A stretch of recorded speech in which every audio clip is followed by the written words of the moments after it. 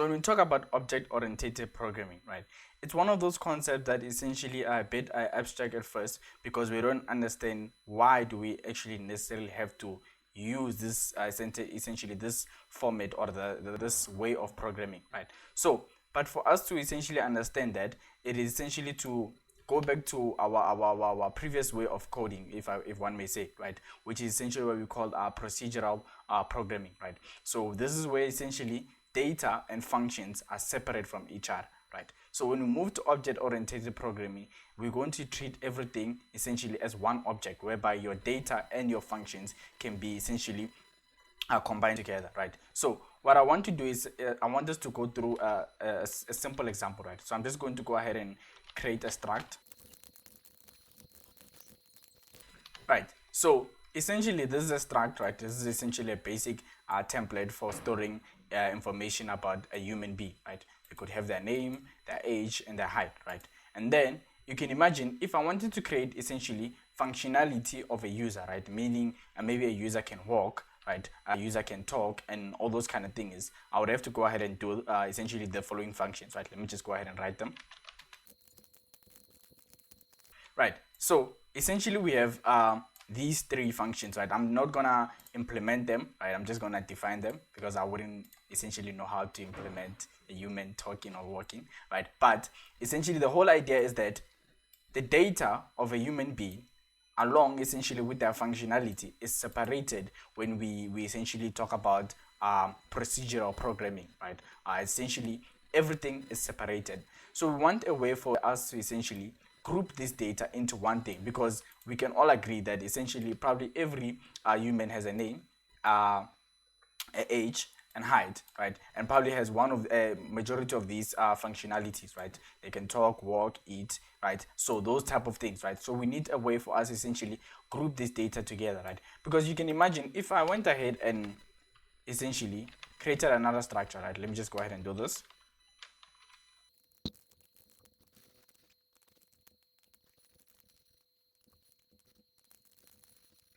Right. So if we create a structure, right, for a dog, essentially keep their name, their weight, and the type of breed they are, right? Let's just go ahead and create some of the functions, right? Essentially, we're going to have eat, but not eat. Let me just be a bit more creative and say bark.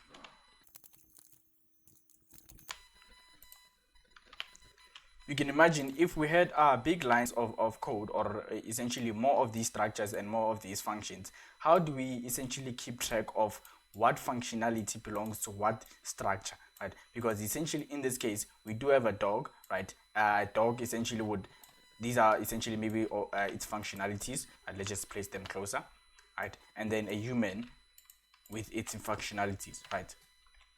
Over long periods of time, it becomes very difficult, right? Because we can even have a situation whereby we have essentially a human barking, because we can't just keep, like, we forget or essentially can't keep track of which function or which functionality belongs to essentially which object, right? So with object-oriented programming, right, we essentially solve this problem by essentially storing essentially the data and the functionality of an object, right? So how this works is, let me just go ahead and clean this up.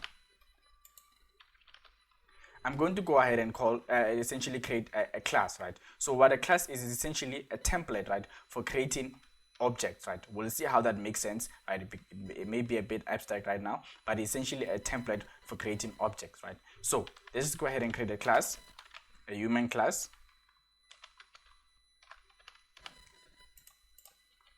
Right, so just like the structure that we built, we can go ahead and store essentially the data of a human, right? Meaning their name,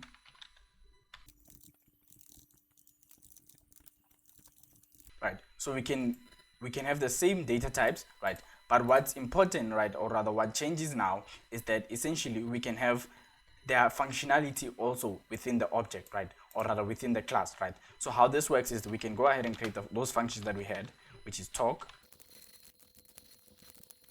right? So we can see how this becomes a bit more cleaner, because essentially everything is encapsulated into essentially one thing, right? If we went ahead and created a dog class, we can go ahead and do this. Right, so now we can see how this essentially, let me just go ahead and update this. Now we have two classes, right? Each class with its own data and its functionality, right? And they're separated from each essentially, when I say separated, is that we can call this one class and another class, but its own data and functionality is one thing, right? Opposed to essentially what we had previously. Now we know that the functionality of a human, we can find it under the class human, and the functionality of a dog, we can find it under the class dog, right? Until we get to essentially inheritance and all those types of things that we can do, right? As of now, right, only a dog can bark and only a human can eat, talk, or walk, right? As of now, right? Until we get to those advanced topic, right? But we can see how essentially we can keep track of that, right? We can, if this function was to give us a problem, we can quickly essentially identify that a bug function is giving us a problem. It's under the essentially the class dog, right? So that's essentially how classes work, or rather how we can introduce object-oriented programming, right? So how this works is essentially, if we wanted to essentially use these members, right? We call these members, right? So anything that's within a class, we call it members, right? And then the data, right, within a class, we call them properties. And then the functionality within a class is called methods, right? We call them methods, right? So essentially, if we wanted to create a class, right, because if we essentially, this is a template, right? It gives us a template for whenever we want to create a human being. We know that maybe a human being must record their name, their height, their age, and essentially they will have access to these functionalities, right? That means that we need to come here and say, we need to create an instance of the class, right? This is essentially a fancy way of just saying we're creating an object, right? In this case, we're creating a human being, right? So we can go ahead and say human, right? Because this is the data type, right? And then we can have the function, the object name, right? Or the variable, whatever you may prefer, right? And then I've successfully created essentially an object or a human being, right? All right, so once I've successfully created an object, right? In this case, I've created a human being, right? What I need to understand, or what we need to understand, is that opposed to structures, so let's just go ahead and create a quick structure. Human being. With structures, if I was to create an object, or rather an instance of a structure, right? I'm just gonna go ahead and call this human2, right? What I can do is essentially come here and access the members of human2 dot name and essentially assign that value, right?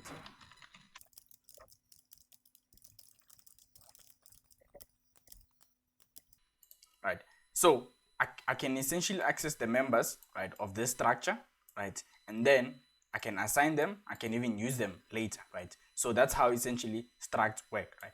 But with classes, right, they are essentially by default private. That means that their information is essentially hidden from anything outside their class, right? So this essentially, let me just go ahead and do this so we can see what's the code, right, when we compile it.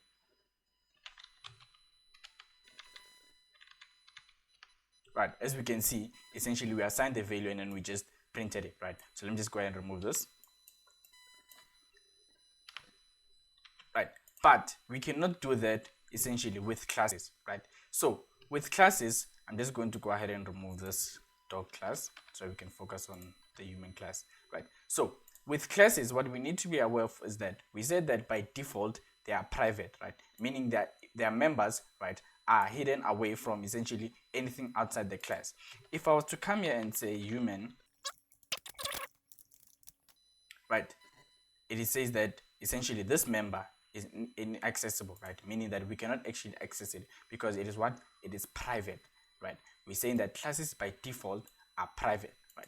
Now, there is a way for us to essentially be able to access these members, right? That is where we're going to introduce the new keywords, which is private and public, right?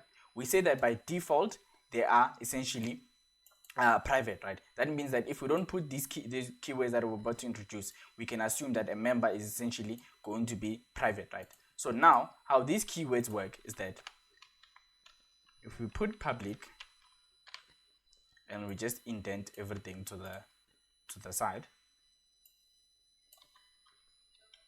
That means now we can essentially access these members, right?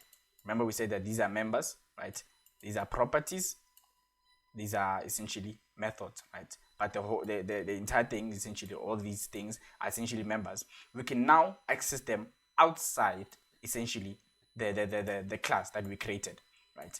We can see now it does not give us any kind of error. That means that now once we have created the object, we can go ahead and essentially assign the value. We can even print the value, right? Let me just go ahead and print that human, right? We can see that that works, right? But in a case whereby essentially there's specific methods or members in our class that we want to be private, we can also be explicit and say private, so that we don't essentially just leave it to the class to make it private by default, right? It works both ways. It just, this one makes it easier for you to also understand that this is private, this is public, right? So maybe in some cases what we want to do is essentially keep our properties, we can keep our properties private and our methods public. That means that now we're going to introduce essentially getters and setters in our next video, but what we need to now understand is that essentially our properties are private. That means that we cannot access them outside the function, the class, right? As we can see here, essentially when we try and reassign it or try and print it, we cannot access it, right? But our methods are essentially public, right? That means now I can come here and say, essentially, let me just go ahead and say human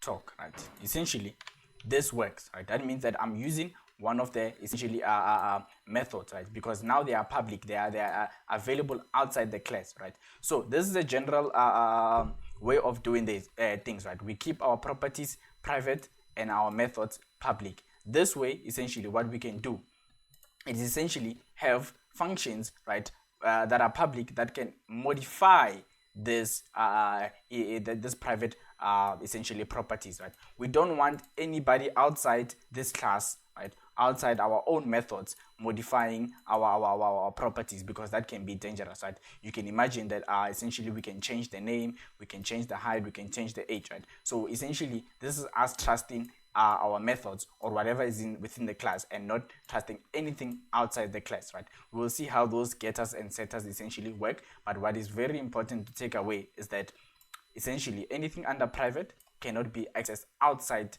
the class. It will be accessed within the class. This is where our getters and setters will come in, right? They will be able to be accessed. For example, talk will be able to access any of these properties. Walk and eat will also do the same thing. They'll be able to access any of these properties, right? But anything outside of this class, any kind of function outside of this class would not be able to access this, right? So meaning these properties are essentially protected, right? They cannot just be modified, or you cannot just use them as you please, right? They just essentially protected, right? And then anything in the public, right, is accessible outside the essentially class. You can do anything with them. That means that if I were to change essentially this and I put it here, that means now I can actually access the name outside the class, right? So let's must just be essentially aware of how this private and public essentially work together, right? So that's essentially how we can introduce classes or object-oriented programming, right? If you enjoyed this video, you can just go ahead and leave a like, subscribe if you don't want to miss any new releases. Otherwise, cheers.